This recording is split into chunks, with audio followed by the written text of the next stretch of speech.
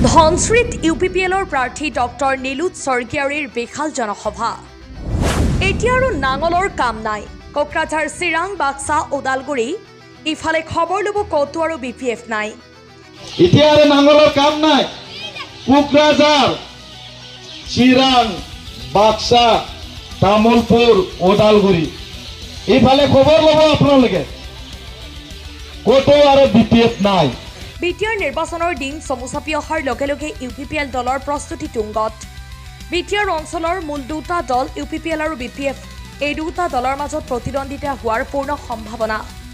আজি ওদালগুৰিৰ ধনশ্ৰীত ইউপিপিএল দলৰ যোগদান সভাত উপস্থিত হৈ ৪৭ নম্বৰ ৰৌতা পৰিষদীয় সমষ্টিৰ ইউপিপিএল দলৰ প্ৰাৰ্থী ডক্টৰ নীলোৎ স্বৰ্গীয়াৰীয়ে কেইবাটাও গুৰুত্বপূৰ্ণ মন্তব্য কৰে। মুছলমান অঞ্চলৰ বাবে নীলোৎ স্বৰ্গীয়াৰীয়ে বহু কাম কৰা বুলি দাবী কৰিছে। আনকি ইউপিপিএল চৰকাৰ আহিলে মুছলমানসকলৰ বাবে বিভিন্ন ক্ষেত্ৰত কাম কৰিব বুলিও আশ্বাস দিয়ে। মুঠতে এইবাৰ বিটিআৰ পৰিষদীয় সমষ্টিৰ ভিতৰত ৰৌতা সমষ্টিৰ নিৰ্বাচনী যুঁজ আকৰ্ষণীয় হ'ব, সেয়া অনুমান কৰিব পাৰি। নিউজ ডেস্ক ৰিপৰ্ট, পি সংবাদ। যোৱাবাৰ ২০২০ চনতে বিপিএফে জিকিলে হয়। গতিকে বিপিএফে যিমান ইলেকশ্যন হৈছে চব ইলেকশ্যনতে হাৰি আহি আছে, কিন্তু তেখেতসকলে ১ নম্বৰ সদায় থাকে। ১ নম্বৰ আমি আছোঁ বুলি কৈ থাকে, কিন্তু ইলেকশ্যনত হাৰি থাকে। গতিকে ৰিজাল্ট আহিব দিয়ক। কোনোবা ১ নম্বৰ, কোনোবা ২ নম্বৰ, কোনোবা ৩ নম্বৰ।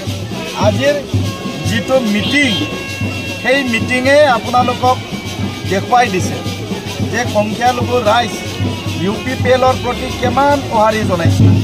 যোৱা ১৭টা বছৰে সকলোতকৈ বেছি সংখ্যালঘু জনগোষ্ঠীয়েই কষ্ট পাইছিল।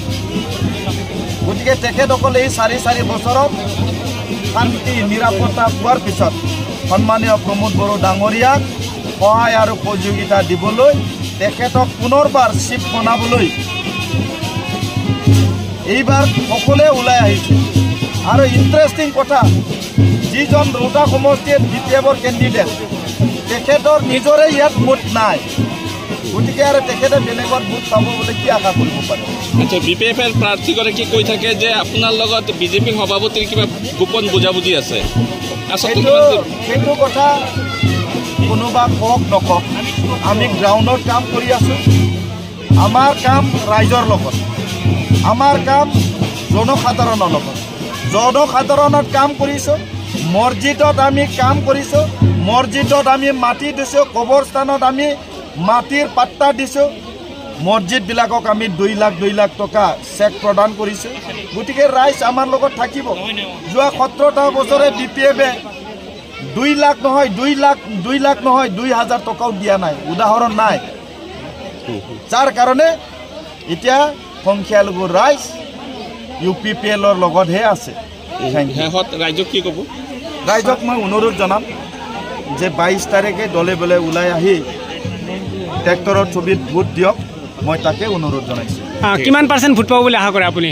চাওক, ইয়াতে যিমান পাৰ্চেণ্ট ভোট নাপাওক, পোৱা নোপোৱাটো পিছৰ কথা, কিন্তু যোৱাবাৰতকৈ বহু সংখ্যক ভোট আমি লাভ কৰি ৰৌতা সমষ্টি জিকিবলৈ সক্ষম হ'ম। বিজেপিয়ে কিবা প্ৰভাৱ পেলাব নেকি আপোনাক? চাওক, বিজেপিৰ টিকেটে দিয়া নাই, ইয়াত প্ৰভাৱ পেলোৱাৰ কি কথা আছে?